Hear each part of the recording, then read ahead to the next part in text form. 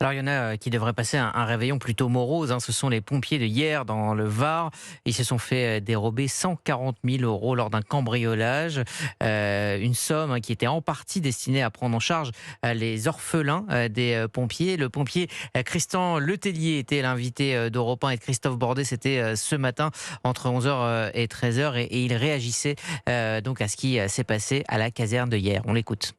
C'est 1755 orphelins qui sont pris en charge, qui, quand le malheur arrive, le décès du papa ou de la maman, ces enfants, on essaie de les accompagner, et puis les veuves ou les veufs, justement pour les accompagner, on va dire, psychologiquement, mais aussi tout au long de la scolarité pour les enfants, on veut les accompagner, c'est la promesse qu'on a faite.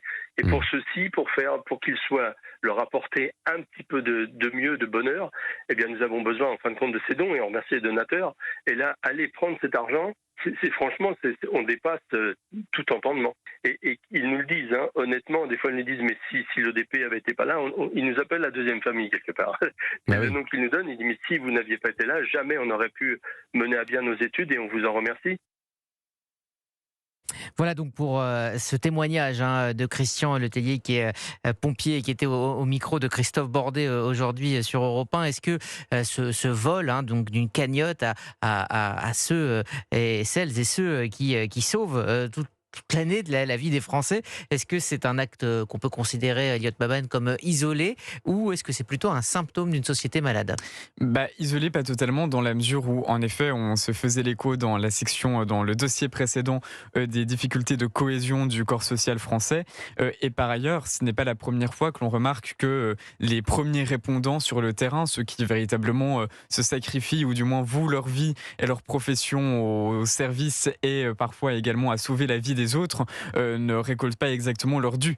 On a déjà régulièrement eu, alors évidemment le climat dans lequel doivent intervenir les policiers est une évidence, mais on a déjà eu le cas de pompiers agressés dans le cadre de leur service, le cas En cas de guet-apens même. absolument, le cas de médecins, d'urgentistes qui eux aussi ont retrouvé une animosité complètement incompréhensible dans une société normale. Donc vous avez raison, je pense que l'on peut voir une conséquence plus générale du manque de cohésion, d'effet de corps de la société française à l'heure actuelle, et d'autant qu'il peut parfois aussi y avoir une espèce de volonté idéologique venant d'éléments particulièrement perturbateurs de montrer que les symboles de la République, pour employer des grandes expressions, sont directement attaqués, et qu'il n'y a pas de tabou par rapport à cela, parce que évidemment quand on s'attaque à quelqu'un qui voue sa vie à protéger la République, des Français, etc., on comprend qu'il y a aussi une volonté de message politique, qu'il soit plus ou moins bien construit d'un point de vue intellectuel ou pas, que l'on entend envoyer par là même. Gilles Boutin. Oui, je suis entièrement d'accord dans la mesure où des pompiers se font agresser par des voyous. Le fait que de l'argent qui a été C'est la suite logique, collecté à des fins caritatives soit volé ne me surprend pas. C'est désespérant, mais ça ne me surprend pas.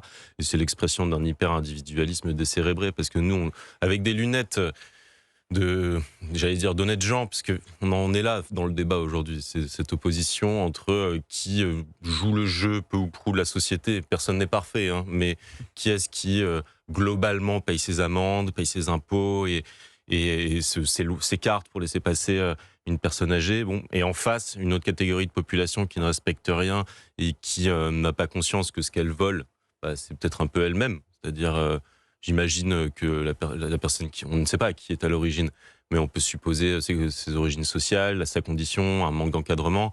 Quelque part, elle en aurait peut-être bénéficié un jour, ou en tout cas quelqu'un qui est dans une situation à peu près similaire.